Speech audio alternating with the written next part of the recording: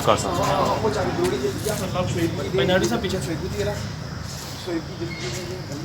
मशहूर हैं।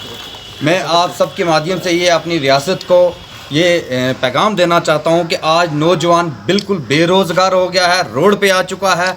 कुछ नौजवान नशे में मुतला हो गया है, कुछ नौजवान कह रहे हैं कि पत्थरबाजी करता है, कुछ नौजवान मिलिटेंसी में मुतला हो गया है। ये सिर्फ ड्यू टू अनएम्प्लॉयमेंट, क्योंकि हमारी गवर्नमेंट, हमारी हुकूमत हमें रोज़गार मुहैया नहीं कर रही है, जिसकी वजह से हमारा यूथ, हमारे नौजवान गुमराह हो रहे हैं और गलत रास्ते पे चल रहे हैं। हम सीधा हमारी सरकार को कहना चाहते हैं कि रोज़गार के लिए कुछ ना कुछ अच्छे इंतज़ामात किए जाएं, जिससे नौजवानों को रोज़गार मुहैया किया जाए।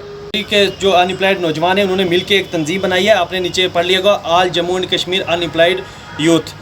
हमारा ये तंजीम बनाने का मकसद सिर्फ़ और सिर्फ ये है कि मैं आपके चैनल से, आपके माध्यम से बताना चाहता हूँ कि जितने भी जम्मू कश्मीर के नौजवान हैं, पढ़े लिखे नौजवान, वो सब आजकल दर-पदर घूम रहे हैं। कोई नशे में घूम रहा है, कोई सुसाइड कर रहा है, क्योंकि उन्होंने अपने माँ बाप की वो कीमती पैसे से जो डिग्रियां करके घर में लेके आके बैठे हैं, उनके बारे में सोच के उनको हमें फ़िक्र हो रही है कि यह हमने अपने माँ बाप का कीमती पैसा ज़ाया कर दिया है। क्यों ज़ाया कर दिया? क्योंकि हिंदुस्तान सरकार ने जम्मू कश्मीर के नौजवानों को, और ख़ासकर जम्मू कश्मीर की एडमिनिस्ट्रेशन ने नौजवानों को बिल्कुल भूल चुके हैं वो, और हमें एक वो लॉलीपॉप देते हैं। जैसे पहले जो हमारे गवर्नर साहब थे, मलिक साहब, उन्होंने आके जम्मू कश्मीर में ऐलान किया कि जम्मू कश्मीर के नौजवानों को हम 50,000 नौकरियां दे रहे हैं।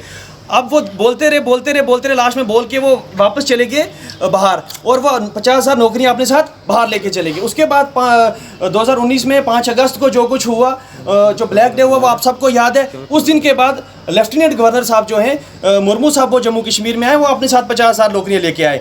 वो जब यहाँ से वापस किए और वो 50,000 अपने साथ बाहर लेके चले गए। उसके बाद जब हमारे सिन्हा साहब आए हैं, वो भी वही एक उन्होंने वो पढ़ी हुई है किताब, वही दे रहे हैं कि 50,000 नौकरियाँ, 50,000 नौकरियाँ। आखिर वो 50,000 नौकरियाँ हैं कहाँ? आप हमें वो रास्ता बताएं ना, हम उस पर चलें, हम उस पर जाके वो नौकरियाँ हम खुद लेंगे, वो हमें आता है लेना। आप हमें रास्ता बताएं कहाँ है नौकरियाँ, कहाँ नहीं है।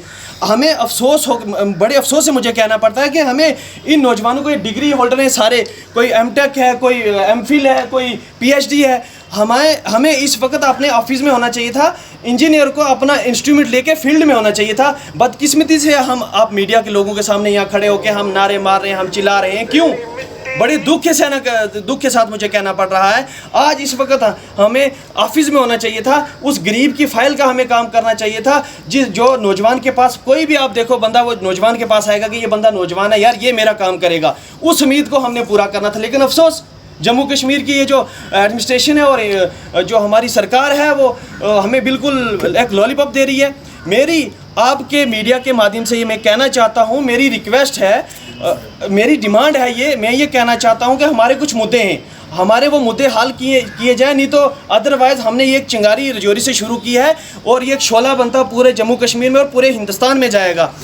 और हम ये कहना चाहते हैं कि हमारे जैसे कि एक जम्मू रजौरी पुंछ के लिए खासकर एक रिक्रूटमेंट ड्राइव होनी चाहिए, जिसमें यहाँ का जो नौजवान है वो एक रजौरी पुंछ रेजिमेंट के नाम से एक जो है तंजीम बननी चाहिए, जो हमारा यहाँ का नौजवान जम्मू रजौरी पुंछ का आप अच्छे तरीके से जानते हो कैसा नौजवान जो बॉर्डर पे जाके जंग लड़ सकता है। तो दूसरी बात, हमारा थन्ना मंडी रजौरी मुगल रोड के नाम से जो रोड बन रही है, उस रोड पे हमारे इंजीनियर्स लगने चाहिए, ना कि बाहर के लगने चाहिए।